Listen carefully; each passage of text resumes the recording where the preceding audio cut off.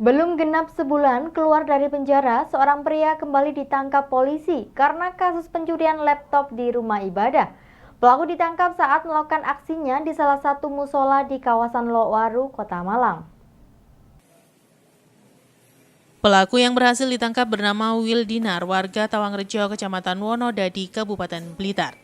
Ia ditangkap setelah tertangkap basah melakukan pencurian laptop serta telepon genggam di ruangan takmir Musola Nurul Huda di Noyolo, Lowaru, Kota Malang. Sebelum melakukan aksinya, pelaku terlebih dahulu melakukan pengamatan di sekitar lokasi. Melihat situasi aman, pelaku kemudian masuk dan berpura-pura sholat tarawih. Namun bukannya sholat, ia masuk ke ruang takmir dan mengambil laptop serta telepon genggam. Namun aksi tersangka ini diketahui dan berhasil ditangkap. Kapolsek Lowaru menjelaskan pelaku yang baru keluar dari penjara bulan Maret lalu merupakan residivis kambuhan yang sudah puluhan kali melakukan aksi pencurian di Kota Malang. Sasarannya adalah tempat ibadah. Sementara akibat perbuatan yang dilakukan, pria 38 tahun ini terancam akan merayakan Hari Raya Idul Fitri di dalam penjara dan akan dijerat pasal 362 KUHP dengan ancaman kurungan penjara di atas 5 tahun. Polsek Lowaru berhasil mengungkap kasus pencurian di musola Nurul Huda. Itu yang diambil adalah 2 laptop, kemudian 4 HP. Kebetulan dia sebelum melaksanakan itu sudah cari sasaran memang. Jadi dia cari sasaran, dia situasi setelah pelaksanaan taraweh berjamaah berjalan berlangsung, kemudian dia masuk salah satu kamar di situ tempatnya ruang takmir. Itu ada laptop sama HP. Dan kebetulan dari jamaah itu ada yang masuk di kamar itu dan didapat dia ngambil barang-barang itu. Simon Alfredo melaporkan. Mengantisipasi penyalahgunaan narkoba di kalangan ASN, pemerintah Kota Malang melakukan tes urin terhadap ratusan ASN di lingkungan Pemkot Malang. Dari tes tersebut, jika ditemukan adanya ASN yang positif narkoba, akan dilakukan tindakan lebih lanjut hingga rehabilitasi. Sebanyak 200 orang aparatur sipil negara atau ASN di lingkungan Pemkot Malang, Jumat pagi menjalani tes urin yang dilakukan oleh Pemkot Malang. Tes urin dilakukan guna mencegah penyalahgunaan narkoba di kalangan ASN Pemkot Malang. Sebelum dilakukan tes urin, ratusan ASN ini terlebih dahulu mendapat pengarahan dari Wali Kota Malang dan Sekretaris Daerah Kota Malang. Setelah mendapatkan pengarahan, satu persatu ASN mulai dilakukan tes urin dengan diambilnya urin dan diberikan kepada petugas dari BNN Kota Malang. Wali Kota Malang Setiaji mengatakan tes urin ini sebagai upaya menangkal penyalahgunaan narkoba di kalangan ASN. Tes urin ini sebagai cara promotif dalam mencegah penyalahgunaan narkoba. Sutiaji juga memastikan dalam tes urin ini nantinya apabila ditemukan ada yang hasilnya positif narkoba, akan dilakukan pemeriksaan lebih lanjut dan akan dilakukan rehabilitasi. Tes urin bagi ASN di Pemkot Malang ini dilakukan setelah beberapa waktu lalu ada ASN yang ditangkap polisi karena kasus penyalahgunaan narkoba. Dan tes urin ini merupakan yang kedua kalinya setelah pada minggu lalu bagian Satpol PP telah melakukan tes urin.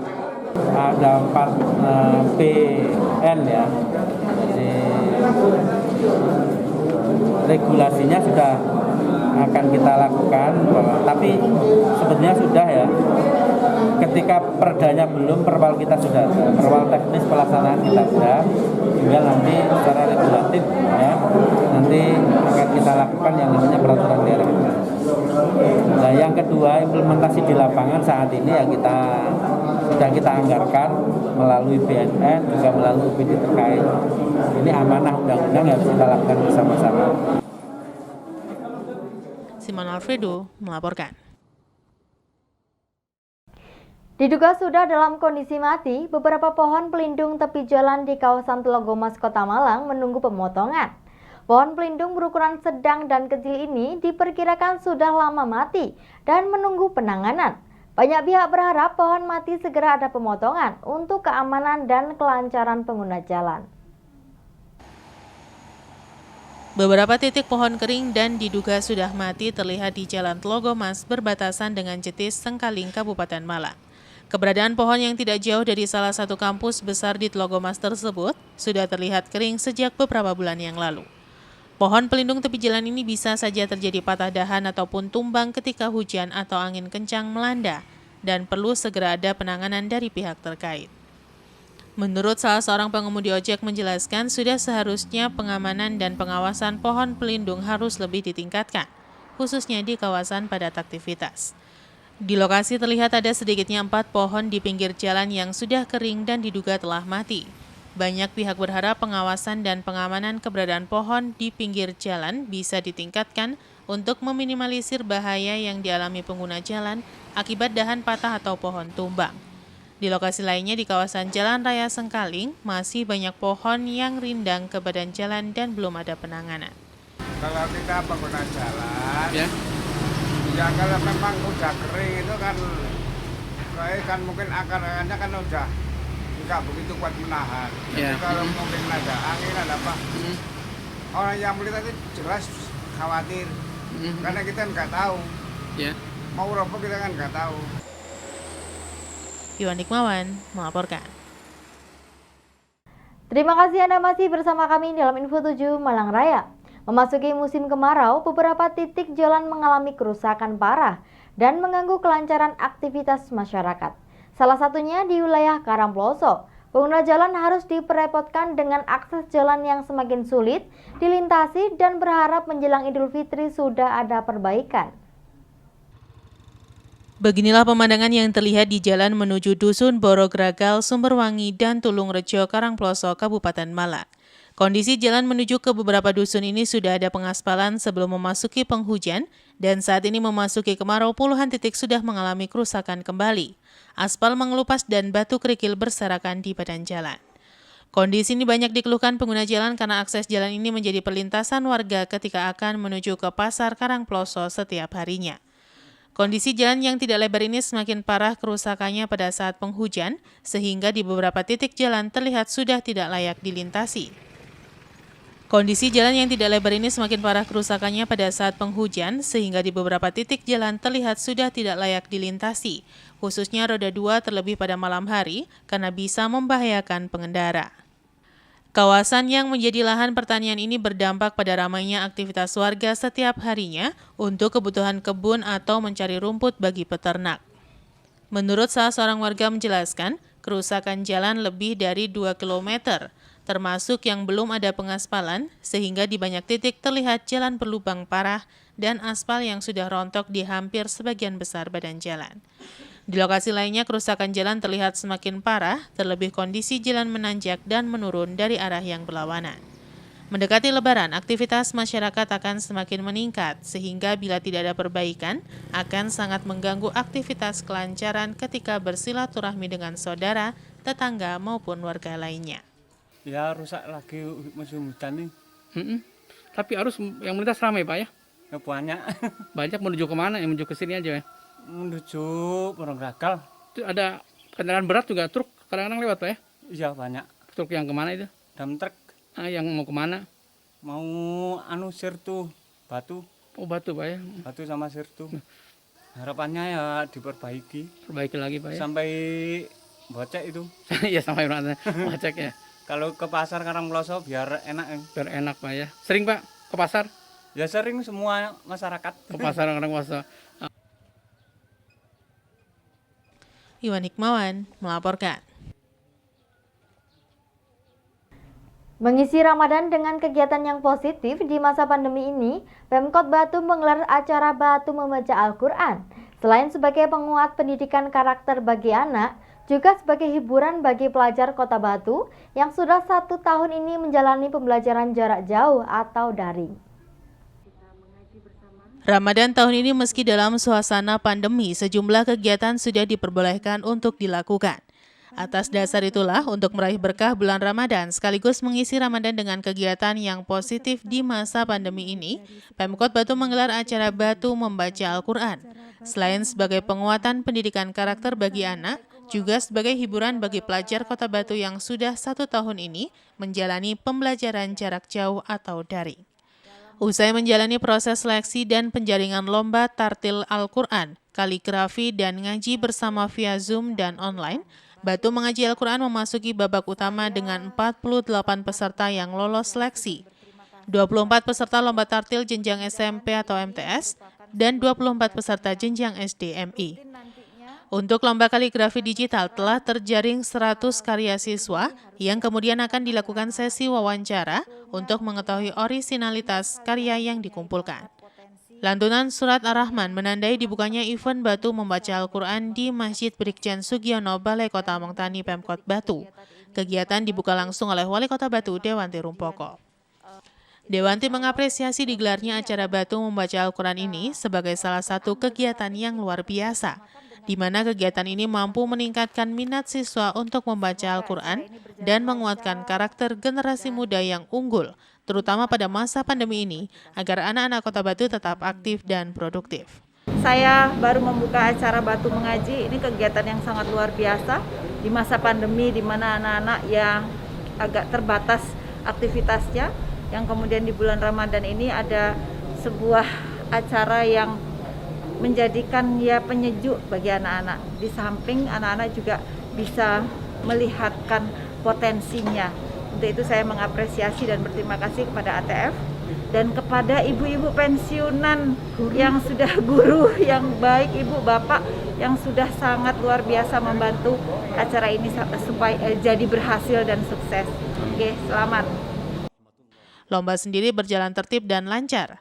Peserta yang lolos diwajibkan mengambil undian surat yang akan dibaca dengan tartil di hadapan juri yang merupakan ustadz dan tokoh agama di Kota Batu.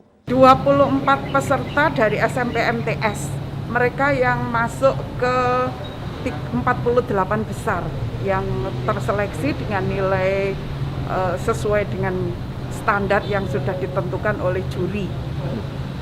24 peserta ini hadir semua 24 semua hadir di sini. Memang alhamdulillah sementara yang sehari ini kok banyak ceweknya, banyak anak perempuan.